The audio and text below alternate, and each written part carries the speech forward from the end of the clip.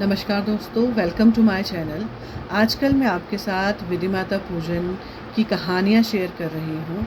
विधि माता पूजन निरंतर किस तरीके से किया जाता है वो मैं आपके साथ पहले ही शेयर कर चुकी हूँ। 4 कहानियाँ पहले शेयर कर चुकी हूँ। तो आज अगली 4 कहानियाँ मैं आपके साथ शेयर करने वाली हूँ। तो पहली कहानी जो मैं शेयर कर रही हूँ उसका शीर्षक है रूनी चूनी।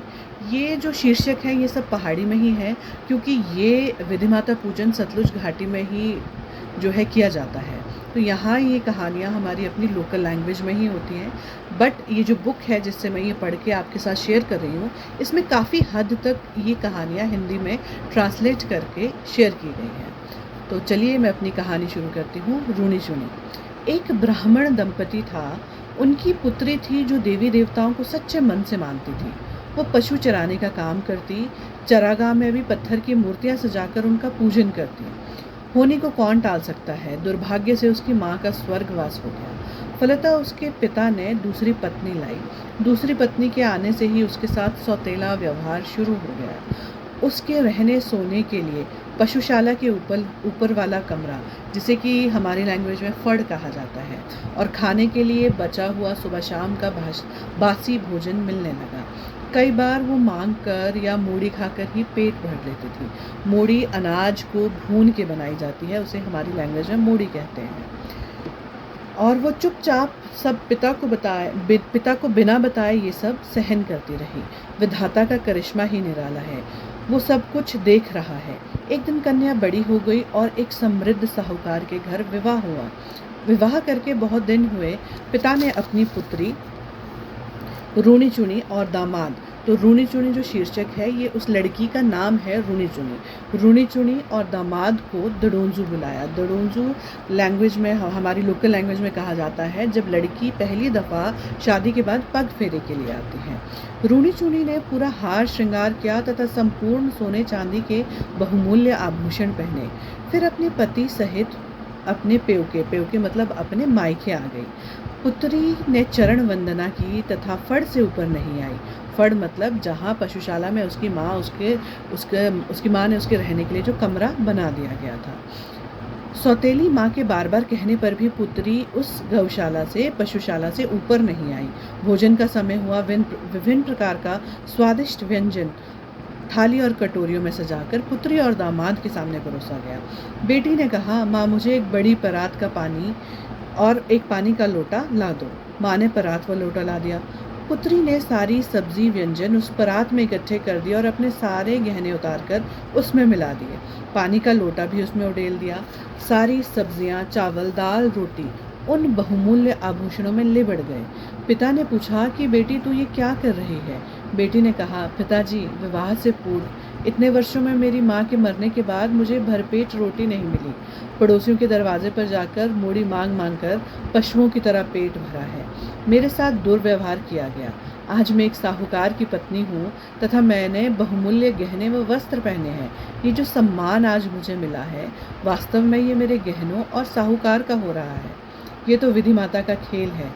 माँ का छिपा पाप जग जाहिर हो गया। पुत्री व दामाद भूखे प्यासे जेवर आदि पहनकर अपने घर वापस गए तथा सुखी जीवन जीने लगे। अगली जो कहानी मैं शेयर करने वाली हूँ उसका शीर्षक पहाड़ी में है दायजा मांगे, मतलब दरिद्रता मांगने वाली। ये कहानी बहुत ही रोचक है और किस प्रकार एक धन धान्य संपन्न परिवार अपनी मति भ्रष्ट होने के कारण दरिद्रता के भंवर में फंस जाता है, इस बारे में ये कहानी है। ये कहानी एक अन्न धन संपूर्ण ब्राह्मण परिवार की है। एक समय की घटना है। इस परिवार के पुत्र और बहुएं नित्य प्रति की भांति कृषि कार्य से गांव की अन्य महिलाओं के साथ खेतों में जा रही थी। उनके साथ ही कुछ महिलाएं ऐसे परिवार की थी जो इस वर्ष की फसल में अन्न पैदा होता था और इसी वर्ष साथ साथ खाकर समाप्त कर दिया जाता था। मतलब एक ही वर्ष में जितना अन्न पैदा होता था वो उसी वर्ष में समाप्त हो जाता था। अर्थात पिछले वर्ष की फसल का अन्न अगले वर्ष के लिए जमा नहीं रहता था। रास्ते में चलते हुए उनकी बातचीत होती है। गरीब घराने की महिलाएं कहती हैं, हम तो प्रतिदिन नया नया व ताज़ा अन्न खाती हैं, क्योंकि हमारे कोठे कठार में पिछले वर्ष का बचा हुआ राशन नहीं होता है। हम तो बड़ी सुखी हैं। समृद्ध परिवार के पुत्र बहुएं सुनती हैं, हमारे घर में तो पिछले 2-3 वर्षों का अनाज भरा पड़ा है। हमारे कोठरे कठार अन्न धन से भरपूर रहते हैं। हम इस वर्ष की फसल अगली वर्ष तथा पिछले वर्ष की फसल इस वर्ष खाते हैं। हमें तो वही पुराने दाने खाने पड़ते हैं। नई फसल का नया अनाज तो हमारे भाग्य में ही नहीं लिखा। प्रतिदिन उनकी इस प्रकार की खाने पीने की चर्चा होती रहती। विधाता का खेल क्या गुल खिलाता है। एक दिन ब्राह्मण पुत्र वधुएं खेत में काम से निवृत्त होकर घर पहुंची और अपने ससुर से पूछती हैं कि दरिद्रता का वर मांगने जाओ, हम भी प्रतिदिन नया नया अन्न खा सकेंगे। ससुर ने उन्हें बार बार समझाया कि अन्न धन से भरपूर कोठे कठार सभी के नसीब में नहीं होते, परंतु स्त्री हट ने ससुर को दरिद्रता मांगने के लिए विवश किया। घर से बाहर निकले तथा कुछ दूरी पर रविवार से भेंट हुई। रविवार से दरिद्रता मांगने लगे, परंतु रविवार ने टाल मटोल कर सोमवार को मिलने के लिए कहा। अगले दिन ब्राह्मण सोमवार से मिले और दरिद्रता मांगने लगे, परंतु सोमवार ने कहा कि कल मंगलवार को मिलो। अगले दिन ब्राह्मण पुनः दरिद्रता मांगने निकले। मार्ग में लाल घोड़े पर सवार लाल वस्त्रधारी मंगलवार मिला। मंगलवार ने कहा कि अपनी बहुओं को कहना अगले मंगलवार को घर में शुभ कार्य करना आरंभ करें तथा कोठे कठार में नया अन्न डालना तथा कोई नया कार्य शुरू करें। हिमालय क्षेत्र में परंपरा है कि मंगलवार को कोई भी शुभ कार्य नहीं किया जाता। कोई भी नया मुहूर्त इस वार को निकालना अमांगलिक माना जाता है। ब्राह्मण के कथानुसार बहू ने नया अनाज कोठड़े में भंडारित करने के लिए शुभ मुहूर्त मंगलवार का निकाला और कोई भी नए कार्य आरंभ किए। इस प्रकार करने से कोठे कठार का अन्न घटने लगा तथा अन्न सड़ने लगा, परंतु बहुओं को संतुष्टि नहीं हुई। बहुएं कहने लगी कि जब तक सारा पुराना अन्न समाप्त नहीं हो जाता तब तक हम दरिद्रता नहीं मान सकते। ब्राह्मण पुनः बुधवार शुक्रवार वीरवार से मिला। सभी ने दरिद्रता मांगने में असमर्थता दरिद्रता देने में असमर्थता जताई। शुक्रवार ने शनिवार के पास जाने का सुझाव दिया। अंत में शनिवार वाले दिन ब्राह्मण ने शनिवार से दरिद्रता मांगी। शनिवार ने भी मंगलवार की तरह कहा, अगले शनिवार आना। सभी बहुओं ने शुभ कार्य का मुहूर्त निकाला। कोठे कठार में अन्न भंडारण तथा मकान में रंग मिट्टी आदि लगाना शुरू किया। शनिवार को ही उनने वो सब कार्य किए जो इस दिन निषेध माने जाते हैं। शनि ने अपना तांडव दिखाया और कुछ दिनों के भीतर कोठे कठार में चूहे लग गए। सारे घर में चूहों की जगह जगह पर चूहों के घर बन गए और सारा अन्न मिट्टी के ढेर में बदल गया। नई खड़ी फसल नष्ट हो गई और वे दाने दाने के लिए तरसने लगे। अपने किए पर पछताने लगे। वे कंगाल हो गए, भीख मांगने लगे। लोगों ने उन्हें बहुत फटकारा और बहुत दुत्कारा। तो इस कहानी से हमें 2 शिक्षाएं मिलती हैं। एक तो हमें लोगों की बातों में नहीं आना चाहिए। देखिए किस प्रकार ये बहुएं लोगों की बातों में आई, और हमारे प्रांत में मंगलवार और शनिवार को जो जो कार्य निषेध है, हमें मंगलवार और शनिवार को वो कार्य नहीं करने चाहिए।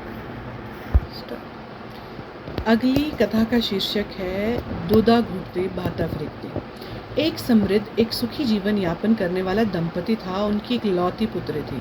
कन्या को स्वादिष्ट भोजन करने की आदत थी और जब उसे खाने को खीर देते वो खीर में से दूध व मेवा छांटकर खा जाती तथा चावल के दानों को बाहर फेंक देती, अर्थात दूधा घुटती भाता फरीकती, मतलब दूध निगल जाती थी और चावल बाहर फेंक देती थी। हर वर्ष की भांति विधि माता की स्थापना का ज्येष्ठ मास का प्रथम रविवार आया। कन्या ने कहा कि मैं भी ब्यामा का पूजन करूंगी। माता ने कहा कि पूजन के लिए भूखे प्यासे रहना पड़ता है। आखिर कन्या ने ब्यामा का पूजन आरंभ किया। पूजा के पश्चात ब्यामा के रखे सत्तू मुठेनु, मतलब सत्तू के पेड़े नहीं खाए। कन्या वो सत्तू के पेड़े दरवाजे के पीछे फेंक दिया करती। कन्या प्रतिदिन कमजोर होने लगी। अगले रविवार को साप्ताहिक सफाई करते समय दरवाजे के पीछे वो सत्तू के पेड़े मिले। कन्या की माँ कमजोरी का कारण भाप गई और वह ब्यामा का श्राप है ये भी जान गई। माँ ने सारे सूखे हुए सत्तू मुठीनू पानी में घोलकर कन्या को पिलाए और पेड़े खाने से कन्या की सेहत बनने लगी तथा कन्या ने पूरे 16 दिन सत्तू के पेड़े खाए। तो ये सत्तू के पेड़े और ये जो कहानी है, इससे हमें शिक्षा मिलती है कि पूजा में जो भी प्रसाद हम रखते हैं, उस प्रसाद को हमें नहीं फेंकना चाहिए, उसका निरादर हमें नहीं करना चाहिए और उसे हमें पूर्ण रूप से खा लेना चाहिए। जितना भी जो भी हमने चढ़ाया होता है, हमें उसे ग्रहण करना चाहिए, फेंकना नहीं चाहिए। अगली जो कहानी है उसका शीर्षक है द्वारपुत्र, मतलब उधार मांगा हुआ पुत्र। एक संतानहीन समृद्ध दंपति था। वे हर वर्ष बिया माँ की पूजा और आराधना करते और एक दिन उनने बिया माँ से पुत्र मांगा। अगले दिन बिया माता बुढ़िया के रूप में वहाँ पहुँची। महिला ने बिया माता से कहा, मुझे पुत्र दे दो, भले ही वो उधार का क्यों ना हो। तथास्तु करके बिया माँ लुप्त हो गई। 10वें मास पुत्र प्राप्त हुआ। पुत्र पैदा होते ही बिया माँ वहाँ पहुँची और कहने लगी, मेरा उधार दिया हुआ पुत्र मुझे वापस दे दे। पुत्र की माँ ने कहा कि 8वें दिन शुद्धि के बाद ले जाना। 8वें दिन बिया माँ आई तथा पुत्र को मांगने लगी। पुत्र की माँ कहती है, इसका नामकरण होने दे माता, उसके बाद ले जाना। इस प्रकार टालते टालते पुत्र का नामकरण, मुंडन, संस्कार, यज्ञोपवीत और विवाह हो गया। विवाह के बाद माँ ने अपने पुत्र तथा पुत्रवधू को समझाया कि जब बिया माँ आएगी, तुम दोनों कमरे के अंदर प्रवेश कर पहले से सीढ़ी की पौड़ियों में उनके पांव छू लेना। बिया माँ पहुँचती है और पुत्र और बहू माँ के कहे अनुसार उनके पांव छूते हैं। सदा सुहागन व आयुष्मान भाव का आशीर्वाद उन्हें मिलता है। उसके पश्चात बिया माँ पुत्र मांगने लगी। पुत्र की माँ ने कहा कि अभी अभी तो तूने आशीर्वाद दिया है, अब दूसरी ओर पुत्र मांग रही है। धर्म संकट में पड़ी बिया माता कहने लगी, पुत्री, मैंने आकाश पताल को ठगा है, तूने तो मुझे ही ठग लिया है। ये तो बिया माँ द्वारा परीक्षा ली जा रही थी। सभी ने बिया माँ के पास शीश झुकाया और बिया माँ मुस्कुराती हुई प्रसन्न होकर लुप्त हो गई। तो आज का व्लॉग है मेरा इतना ही। अगली कहानियों के साथ मिलती हूँ अपने नेक्स्ट व्लॉग में और उम्मीद करती हूँ कि भगवान बिया माता हम सबको कुशल मंगल रखेंगे। Bye bye, take care.